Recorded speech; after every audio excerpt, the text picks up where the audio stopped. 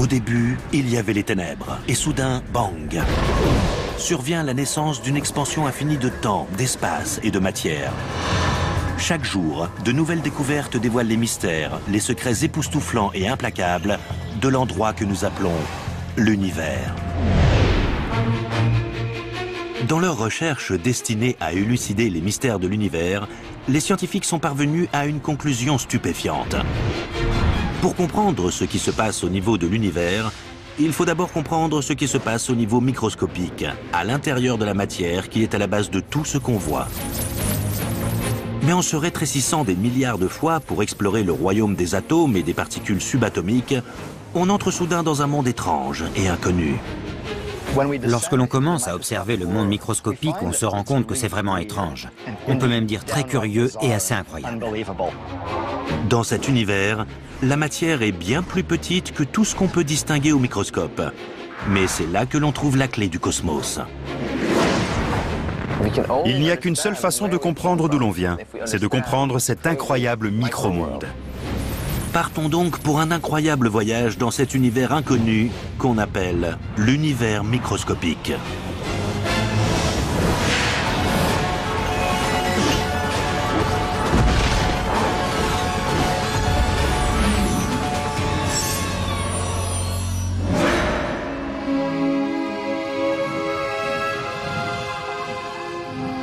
Lorsqu'on parle de l'univers, on pense immédiatement à l'immensité de l'espace, à ses milliards d'années-lumière, et à son observation grâce à des télescopes et à l'imagerie cosmique. On pense aux étoiles, aux galaxies et aux planètes et à tous ces corps immenses dans le ciel. Ce sont des corps stellaires qui se déplacent grâce à la force de gravité. Il y a des lois de la nature, et on part du principe qu'elles sont vraies, quoi qu'il arrive. Pourtant, il existe un autre univers. Un monde invisible qui régit tout ce que l'on voit autour de nous.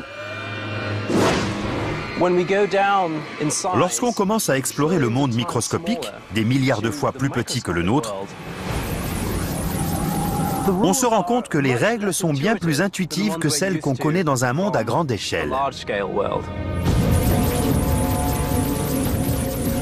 La magie de l'univers microscopique commence à 1 millionième de millimètre, c'est-à-dire la taille d'un atome. La matière se comporte de façon tellement différente à cette taille-là que les scientifiques ont développé de toutes nouvelles règles pour décrire ce qui se passe. Ils appellent ces règles la mécanique quantique. Et ce qu'on y trouve est extraordinaire. Cette balle de baseball représente une particule subatomique, comme un électron ou un photon lumineux. Cette particule adopte régulièrement un comportement très étrange dans l'univers microscopique. La version subatomique de cette balle peut être invisible. Elle peut traverser des objets solides sans difficulté. Elle peut se trouver à 2 endroits distincts au même instant. Et elle serait même capable de remonter le temps pour changer le passé. Cela signifie que je pourrais envoyer cette balle microscopique à la première et à la 4e base en même temps. Ou changer l'issue prédéterminée d'un match pendant son déroulement. Ça ressemble à de la science-fiction, mais on sait pourtant que c'est vrai. Ou en tout cas, cela semble réel dans le monde quantique. On observe des tas de choses très étranges. Si les scientifiques parviennent à comprendre comment se produisent ces événements étranges, ils pourront appliquer ces nouvelles connaissances à notre monde, révolutionner l'informatique moderne, et peut-être même nous permettre de communiquer à travers le cosmos de façon instantanée. La clé pour faire de ce miracle une réalité s'appelle l'intrication quantique. Les scientifiques travaillent déjà sur cette découverte stupéfiante pour un usage aussi bien civil que militaire. En physique quantique, ce qui arrive à un objet ici peut affecter instantanément un autre objet, même à des millions de kilomètres de distance. Voici comment ça marche. Lorsque 2 particules subatomiques interagissent, elles peuvent devenir intriquées. Cela signifie que leur rotation, leur position ou d'autres propriétés deviennent liées, grâce à un processus encore inconnu par la science moderne. À partir de là, si l'on prend des mesures sur l'une des particules, cela détermine instantanément le comportement de l'autre particule. Une fois l'expérience terminée, on se rend compte qu'en effet, l'état quantique de l'autre particule est déterminé avec exactitude dès que l'on a pris des mesures de l'état quantique de la particule partenaire. Cela signifie que si un scientifique observe l'une des particules intriquées et la force à tourner dans le sens des aiguilles d'une montre, alors l'autre particule intriquée se mettra aussitôt à tourner dans le sens inverse. Cela semble curieux, mais devient complètement stupéfiant lorsqu'on sait que les deux particules intriquées peuvent se trouver à plusieurs milliards d'années-lumière de distance. Et malgré tout, à l'instant où l'on observe la rotation de l'une des particules, cela détermine instantanément le comportement de l'autre particule. C'est très étrange, parce que ça semble montrer que l'information a été transmise de façon instantanée d'une particule à l'autre, plus rapidement que la vitesse de la lumière. Je n'arrive pas à comprendre ça, et je ne pense pas être le seul. Einstein appelait ça une action surnaturelle à distance. L'intrication quantique n'est pas une simple curiosité du monde microscopique. Les effets des particules intriquées peuvent en effet être ressentis dans notre monde.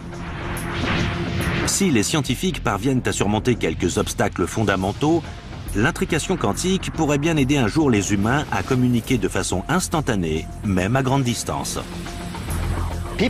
Les gens pensent parfois que l'intrication quantique permettra de réaliser ce rêve de transférer des informations plus rapidement que la vitesse de la lumière. Mais je ne pense pas qu'on y arrivera. Pour mettre en place ces systèmes, il faudrait commencer par les emporter là-bas à une vitesse plus lente. Mais je ne peux rien promettre. Il y a un siècle, personne ne pensait qu'on marcherait sur la Lune un jour. L'intrication quantique a plus de chances de révolutionner l'informatique moderne. Les scientifiques espèrent se servir de la magie de l'univers microscopique pour fabriquer de nouveaux ordinateurs super puissants. On va voir de quoi il est capable. Au Massachusetts Institute of Technology, le professeur Seth Lloyd a participé à la création d'un prototype d'ordinateur quantique qui se sert de bits quantiques pour ses calculs au lieu des bits traditionnels. On dispose ici du meilleur superconducteur à bits quantiques du monde, qu'on appelle qubit. Lorsqu'on procède à des calculs quantiques avec des qubits, l'ordinateur quantique peut faire plusieurs opérations à la fois. Il peut faire au moins deux choses en même temps, additionner 2 plus 2 et 1 plus 3, et faire les deux additions au même instant. Le fait qu'un seul qubit puisse procéder à plusieurs opérations en même temps donne à l'ordinateur quantique une puissance bien plus grande que tout autre ordinateur jamais conçu. Tout comme les ordinateurs traditionnels dans les années 50, les ordinateurs quantiques en sont actuellement à leur balbutiement. Les machines prennent énormément de place et ne peuvent encore procéder qu'à des calculs basiques. Mais ils constituent de grandes promesses pour l'avenir. La physique quantique est connue pour être étrange et pas du tout intuitive. Les ordinateurs quantiques se servent donc de ce caractère bizarre pour calculer.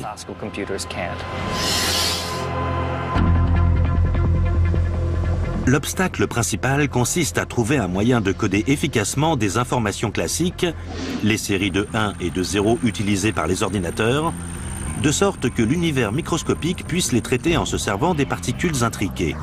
Mais quand les scientifiques auront résolu cette question, les ordinateurs quantiques pourraient bien révolutionner la planète. Avec un ordinateur quantique, même avec très peu de qubits, on pourra accomplir beaucoup. Par exemple, briser les codes de communication actuels d'Internet. On pourra aussi résoudre des problèmes très compliqués, comportant un grand nombre de variables, comme essayer de comprendre ce qui s'est passé lors du Big Bang. Cela peut sembler difficile à croire, mais l'univers microscopique peut même s'avérer encore plus étrange que ça. L'expérience la plus connue en physique quantique montre comment un objet unique peut se trouver à deux emplacements au même moment. Le résultat de cette expérience a laissé perplexe Einstein lui-même. Au cours de leur exploration de l'univers microscopique, les scientifiques ont découvert que celui-ci est régi par des lois souvent incompréhensibles pour le commun des mortels. À la plus petite échelle imaginable, Non seulement l'information semble voyager plus vite que la lumière, mais en plus, l'observation humaine semble souvent déterminer ce qui se produit. Il semble que le comportement des éléments mécaniques quantiques ne soit pas le même quand on les regarde que quand on ne les regarde pas.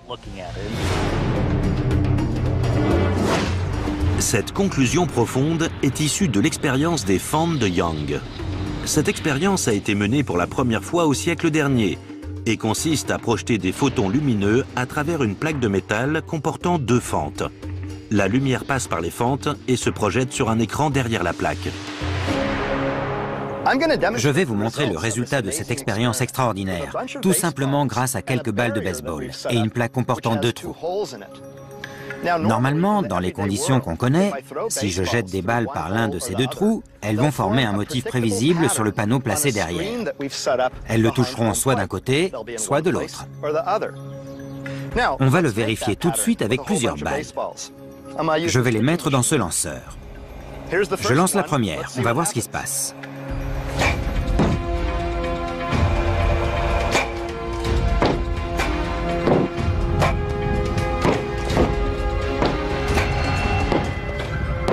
Comme vous le voyez, les balles touchent le panneau en 2 groupes, suivant une ligne à peu près droite depuis chacun des trous. C'est naturel, c'est le résultat qu'on attend. Mais quand on procède à cette expérience au niveau de l'univers microscopique, avec des électrons qui sont 10 000 milliards de fois plus petits que les balles de baseball, on obtient un résultat complètement différent et assez curieux. On obtient un motif qui ressemble plutôt à celui que produiraient des ondes qui passeraient à travers les trous et se chevaucheraient mutuellement. Normalement, les électrons sont des particules. Alors comment peuvent-elles avoir les propriétés qu'on attribue normalement à des ondes? Le résultat de ce test est troublant. L'électron est une particule au moment où on le projette à travers les fentes. Et pourtant, il forme sur le panneau un motif qui semble signifier que cet électron unique serait passé à travers les 2 fentes en même temps. Une particule microscopique peut-elle se cloner spontanément en plein vol? Après des années d'études, les scientifiques ne savent toujours pas exactement ce qui se passe. C'est sans doute ce qu'il y a de plus magique. En physique quantique, un objet peut se retrouver à plusieurs endroits en même temps. La particule arrive à sentir la présence des 2 fentes, à passer à travers les 2 et par la mécanique quantique à sentir la structure des 2 fentes pendant l'expérience. La plupart des physiciens sont d'accord pour dire que les calculs se tiennent et mènent à une conclusion indéniable qui peut être confirmée par des mesures expérimentales. Mais ce qui se passe exactement et comment, c'est encore un sujet à débat. Pour tenter de comprendre ces résultats incroyables, les scientifiques décident alors d'observer le comportement de chaque électron au moment de franchir la double fente. Comment une particule peut-elle passer par 2 trous en même temps? Les scientifiques se mettent alors aux premières loges pour observer le comportement étrange de ces électrons ou autres particules subatomiques ou même des photons lumineux.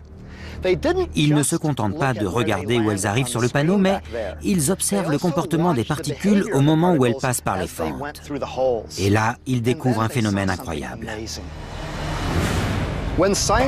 Lorsque les scientifiques observent les fentes, les électrons se comportent comme des particules et dessinent sur le panneau un motif semblable à celui des balles de baseball. Mais quand les scientifiques ne regardent pas, les électrons se comportent comme des ondes et dessinent un motif ressemblant à celui produit par des interférences d'ondes. C'est très étrange. Ce que l'on voit dépend du fait que l'on observe ou non. Lorsqu'on les observe, les particules se comportent comme des balles de baseball. Lorsqu'on ne les regarde pas, elles se comportent comme des ondes. Mais jamais les 2 en même temps.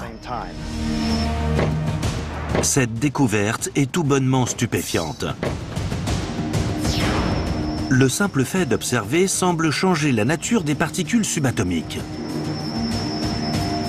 C'est très mystérieux. Lorsqu'on ne regarde pas, les particules sont des ondes. Lorsqu'on regarde, elles restent des particules. Donc même un électron, qui pour nous est une particule, adopte les propriétés des ondes lorsqu'on ne le regarde pas. Quand on ne regarde pas, l'électron semble passer par les deux fentes à la fois. Quand on regarde, on le voit toujours passer par l'une ou l'autre. On appelle ce phénomène l'énigme quantique.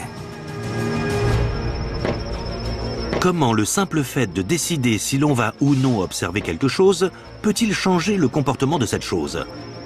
Il existe une explication technique. Pour observer quelque chose, il faut entrer en interaction avec un système. Par exemple, il faut éclairer ce que l'on veut observer. La lumière frappe l'objet et revient à notre œil. C'est comme ça qu'on peut savoir que la balle de baseball se trouve à tel ou tel endroit.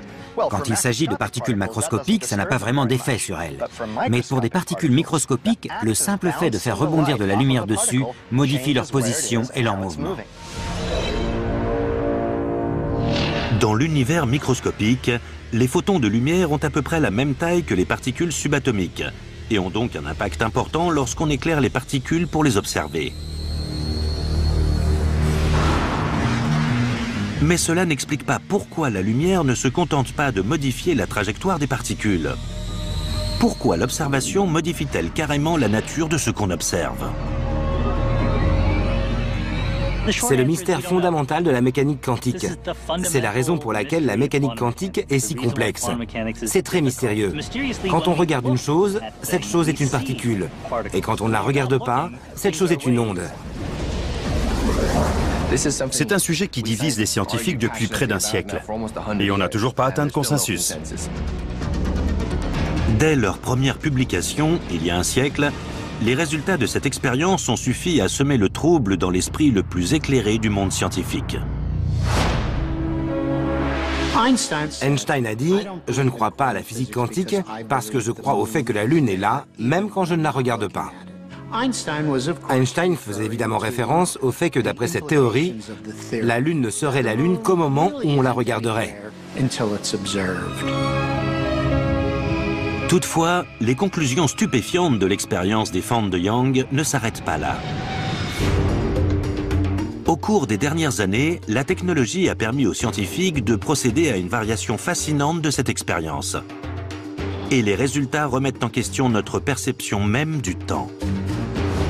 C'est un peu une version high-tech de l'expérience des fentes de Young. On projette des électrons sur un panneau à deux fentes, mais les scientifiques peuvent attendre, avant de décider de les observer ou non, que les particules aient franchi les fentes, tout en n'étant pas encore parvenues au deuxième panneau. C'est comme si je me trouvais sur un terrain de baseball et qu'on tirait une balle en direction du panneau à fentes. Je ferme les yeux, donc la balle passe par les fentes en se comportant comme une onde. Mais au dernier moment, avant que la balle ne touche le deuxième panneau, j'ouvre les yeux et je l'observe. À ce moment-là, les électrons redeviennent des particules et semblent s'être comportés comme tels depuis le début de leur trajectoire. Donc c'est comme si elles remontaient le temps jusqu'à avant les fentes pour décider de passer à travers l'une ou l'autre, et non pas à travers les deux à la fois comme elles l'auraient fait en se comportant comme des ondes. C'est de la folie. C'est ça l'énigme. Notre choix de la façon dont sera menée l'expérience détermine l'état antérieur de l'électron. D'une façon ou d'une autre, on a une influence sur la particule, qui semble agir dans le passé. Les scientifiques commencent seulement à entrevoir l'impact de ces mystères microscopiques sur le voyage dans le temps et sur le fait de modifier le passé dans notre monde. Mais une chose est claire. Les règles qui régissent ce monde subatomique nous font entrer dans un univers tout aussi mystérieux que de la science-fiction. La physique quantique semble même suggérer que la réalité n'est que le fruit de notre imagination.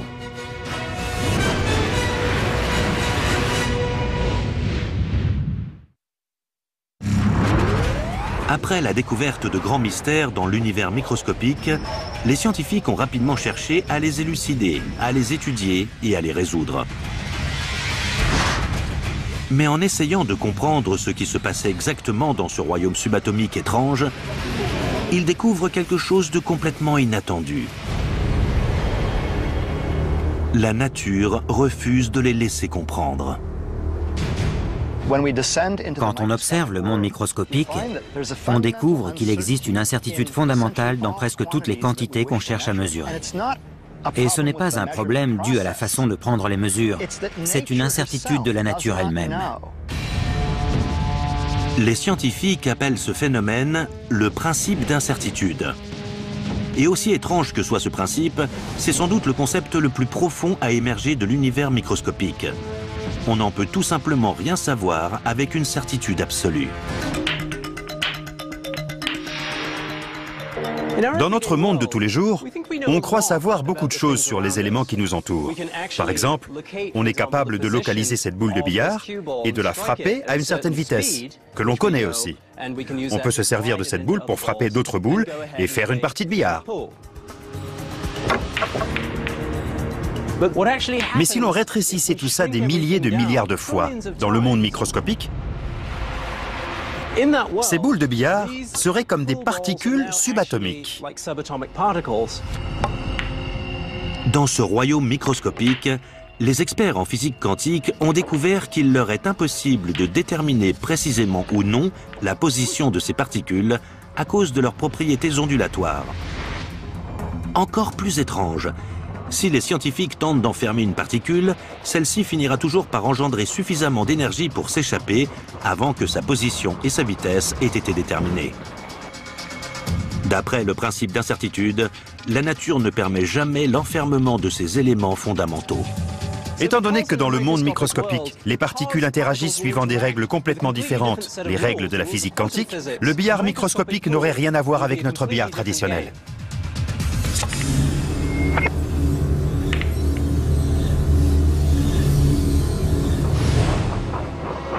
L'incertitude de l'univers microscopique s'étend bien au-delà de la localisation de ces particules. Elle s'applique à tout, même à l'énergie d'une particule. Cela donne naissance à un phénomène incroyable appelé l'effet tunnel. En physique traditionnelle, lorsqu'on lance une balle pas trop fort contre un mur, elle va rebondir. Mais si c'était un électron et qu'on le lançait contre un mur, même si on ne le lance pas assez fort pour transpercer le mur, peut-être qu'il le traversera quand même. On appelle ça l'effet tunnel. Comment est-ce possible? Ça peut sembler étrange, mais on peut expliquer l'effet tunnel en disant que l'incertitude de l'univers microscopique permet à une particule d'emprunter de l'énergie provenant de son propre futur pour traverser le mur avant de la restituer une fois l'obstacle franchi. En fait, l'électron est déjà de l'autre côté du mur, donc il peut le traverser et apparaître de l'autre côté.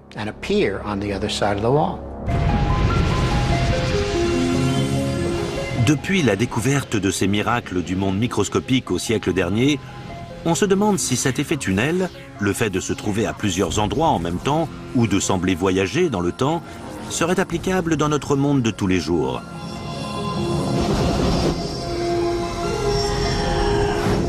Certains scientifiques affirment que l'on ne sera jamais capable de lancer une balle à travers un mur solide. Une balle de baseball comporte un très grand nombre de particules. Il faudrait que toutes ces particules décident soudain au même instant, collectivement, d'apparaître à un autre endroit pour que la balle entière apparaisse ailleurs. C'est extrêmement improbable. Un électron ou un proton tout seul peut le faire. Mais plus la particule ou le groupe de particules est important, plus l'effet tunnel est difficile. Cependant, de plus en plus de physiciens travaillent au développement d'une théorie des plus extravagantes. On sait que ces minuscules particules peuvent se trouver à deux endroits à la fois. Et je sais que je suis entièrement constitué de ces particules. Alors si elles ont le don d'ubiquité, moi aussi. Les scientifiques appellent en physique quantique cette hypothèse la théorie des mondes multiples. D'après eux, tout comme les électrons lors de l'expérience des fentes de Young, nous autres humains nous trouvons tous à différents endroits au même moment. À chaque décision que l'on prend, on ne choisit pas un chemin ou l'autre, mais l'on emprunte les deux à la fois, dans deux réalités légèrement différentes.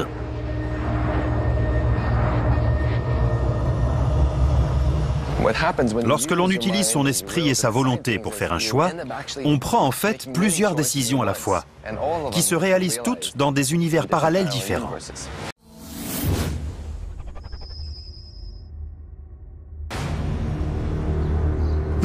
D'après la théorie des mondes multiples en physique quantique, lorsque je lance une balle courbe, ça n'arrive que dans cet univers-ci. Dans un autre univers, je lance peut-être une balle droite. Dans un autre, je lance peut-être une balle papillon pour la première fois de ma vie. Et dans un autre encore, je la lance dans le grand champ. Dans la théorie des mondes multiples, toutes ces différentes issues possibles se produisent dans des univers parallèles aux nôtres. C'est ce que nous dit cette théorie. Tout cela semble un peu fantaisiste. Et pourtant, nombreux sont les physiciens théoriciens convaincus que c'est ainsi que fonctionne le monde microscopique. Si c'est vrai, les implications de cette théorie stupéfiante vont bien plus loin que le terrain de baseball. En gros, cela suggère qu'il existe des univers parallèles aux nôtres dans lesquels, par exemple, les nazis ont remporté la Seconde Guerre mondiale.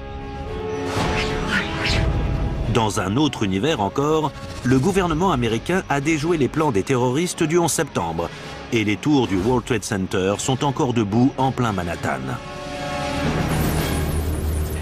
Si l'on prend la mécanique quantique au pied de la lettre, elle nous dit qu'à chaque fois qu'on observe un phénomène de physique quantique, on devient deux copies distinctes de soi-même. L'une des copies a une réponse et une autre copie en a une autre. Cela implique simplement qu'il existe de nombreuses copies de soi-même qui ont toutes vu se produire dans l'univers quelque chose de légèrement différent. De nos jours, la bizarrerie du monde microscopique est complètement admise. Beaucoup ont espéré que cette bizarrerie soit confinée à l'univers microscopique. Il est plus facile de croire que les corps plus grands, comme les êtres humains, sont immunisés contre tous ces phénomènes et ne peuvent pas se trouver à plusieurs endroits à la fois. Mais il est clair désormais que cet espoir est un peu naïf. La bizarrerie ne peut être contenue. Ce débat fascinant sur l'interprétation des mondes multiples en physique quantique fera rage tant que les physiciens n'auront pas résolu les mystères de l'univers microscopique. Mais la conclusion de certains astronomes, c'est que l'on ne sera jamais capable d'expliquer complètement le moindre de ces mystères.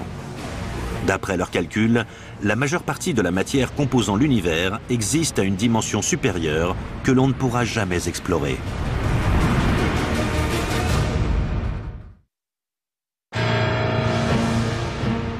S'il y a quelque chose dans l'univers microscopique de plus étrange que les particules quantiques, c'est une matière mystérieuse. Les scientifiques ne l'ont jamais vue, mais elle joue un rôle crucial dans la formation des planètes, du système solaire et des galaxies. Les astronomes savent qu'il existe différentes sortes de matières qui exercent une influence gravitationnelle mais qu'on ne voit pas. On appelle ça la matière noire. Sans la matière noire, je n'existerais pas, parce que la matière noire a la force bienfaisante de rassembler les choses pour former une structure, former les galaxies. Et c'est absolument nécessaire au développement de la vie. La matière noire constitue le chiffre incroyable de 85% de tout ce qui, dans l'univers, a une force d'attraction. Si la matière noire est constituée de particules, alors des millions de particules de matière noire me traversent à chaque seconde. Mais bien que l'on connaisse l'existence de la matière noire, les astronomes doivent faire face à un mystère microscopique. Qu'est-ce que c'est? Ils ont tout d'abord cru qu'il s'agissait de matière ordinaire, qui, pour une raison inconnue, est invisible. À ce moment-là, les astronomes ont décidé de faire un inventaire. On connaît la quantité de matière ordinaire présente dans l'univers. Ce qu'on entend par matière ordinaire, ce sont les atomes. Tout ce qui est constitué de protons, de neutrons et d'électrons. Toutes les particules élémentaires qui nous constituent, nous, et tout ce qui existe sur Terre.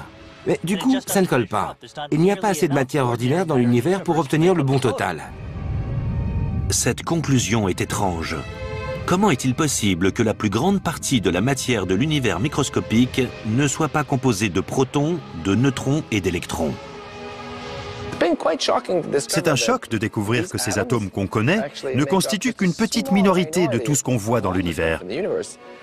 Il y a environ 6 fois plus de substances différentes qui nous est invisible. Il est intéressant de se dire que la science nous a menés à un point où on a réalisé que non seulement nous ne sommes pas le centre de l'univers, mais qu'en plus, on n'est même pas fait de la matière dont se compose le plus gros de l'univers. L'univers est en majeure partie constitué de cette matière noire, qui est, à quelques petites particules près, au-delà de notre champ de détection. D'après les spéculations de certains physiciens théoriciens, la matière noire pourrait être faite de neutrinos, ces minuscules particules 1000 fois plus petites que des électrons qui correspondraient à la plupart des caractéristiques connues de la matière noire. On sait que les neutrinos existent. Ils ont une masse, ils contribuent au poids de l'univers, donc on pensait que c'était le fin mot de l'histoire. Et là, on découvre qu'il ne s'agit pas de neutrinos. Une grande partie de la matière noire n'est sans doute pas composée de neutrinos normaux, parce que ceux-ci se déplacent très rapidement, et ils éliminent la formation de ce qu'on appelle la structure à grande échelle, qui s'est faite par l'encastrement de matière à l'échelle des galaxies, très tôt dans l'histoire de l'univers. La formation des galaxies aurait été bien plus compliquée si l'univers était plein de neutrinos qui filent dans tous les sens. La matière noire n'est pas constituée de neutrinos, mais d'un type de particules qu'on n'a pas encore su détecter. Il s'agit sans doute de particules subatomiques étranges, des résidus du Big Bang, de l'époque où l'univers était extrêmement chaud et dense. Toute une collection de particules se sont créées à ce moment-là. La plupart d'entre elles ont disparu ou ont évolué, mais certaines sont restées, et on pense que ce sont elles qui composent la matière noire. Mais quelles peuvent bien être ces particules extraterrestres microscopiques? Comme il s'agit d'un élément complètement inconnu du monde scientifique, les astronomes ont déterminé les caractéristiques d'une particule complètement nouvelle, rassemblant toutes les propriétés de la matière noire. Ils ont appelé cette particule WIMP, acronyme anglais pour particules massives à faible interaction. L'un des problèmes de l'hypothèse du WIMP, c'est qu'on n'a jamais réussi à en détecter un en laboratoire. Il y a plusieurs expérimentations en cours pour tenter de trouver des WIMP en laboratoire.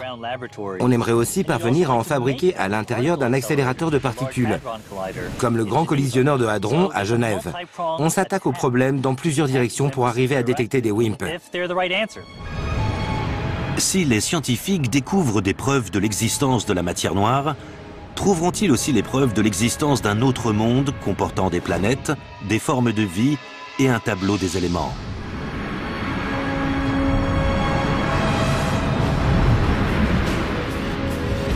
Je ne crois pas que ça puisse exister, que les particules de matière noire puissent former des planètes et des organismes.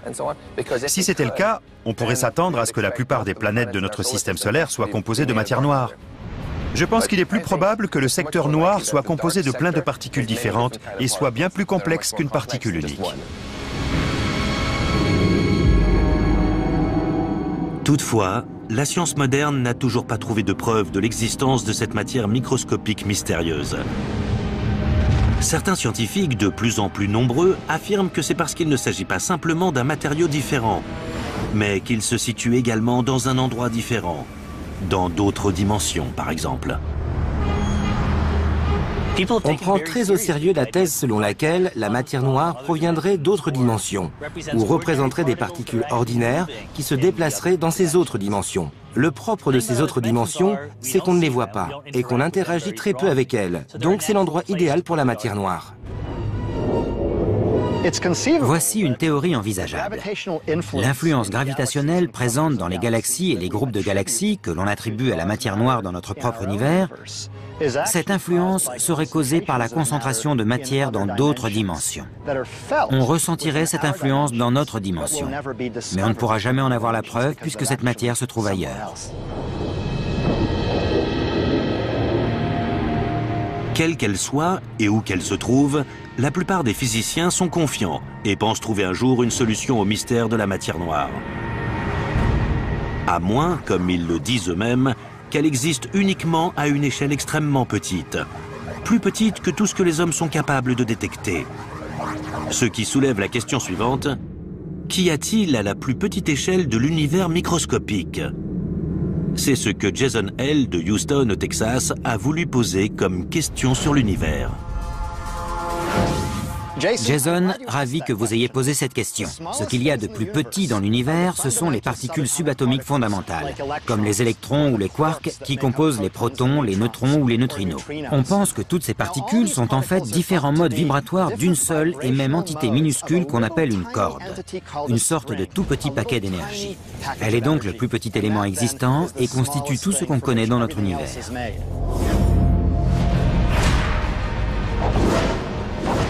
Les scientifiques commencent tout juste à explorer ces cordes, ainsi que d'autres minuscules éléments de l'univers microscopique. Et leur découverte semble bien suggérer l'existence d'un monde de l'au-delà.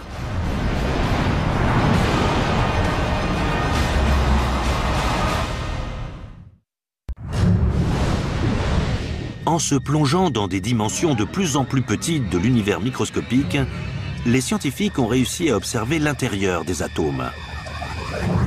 Mais qu'existe-t-il encore si l'on poursuit ce voyage fantastique toujours plus loin dans ce ténébreux monde subatomique? À des échelles plus petites que l'électron, on a un vaste territoire inexploré, encore plus qu'à l'échelle du système solaire ou même de l'univers. Les planètes, les étoiles, les galaxies de l'univers, on peut les voir, les observer. À l'inverse, il est difficile de mener des expériences qui nous permettent d'explorer directement des éléments à des échelles minuscules, que ce soit dans l'espace ou dans le temps. Ce qu'il faut pour examiner le monde microscopique, c'est un instrument de plus en plus précis, qui nous permet de distinguer des détails, même à une toute petite échelle. Mais dans leur tentative pour explorer des espaces plus petits qu'un atome, les scientifiques ont besoin d'une lumière extrêmement concentrée pour les éclairer. Il leur faut quelque chose de plus puissant. Pour observer avec plus de précision, il faut plus d'énergie. On peut se concentrer sur des détails extrêmement petits, grâce à des instruments variés, mais à très haute énergie. Le mieux, ce sont des accélérateurs de particules. On se sert de particules élémentaires pour tester la structure d'autres particules élémentaires, en les collisionnant.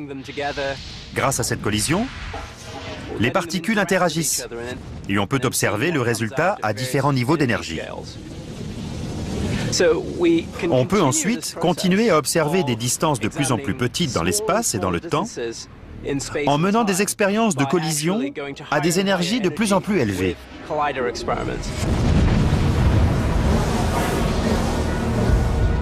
Mais même le plus grand accélérateur de particules n'a pas encore généré une énergie suffisante pour tester des éléments plus petits que les particules élémentaires présentes à l'intérieur des atomes.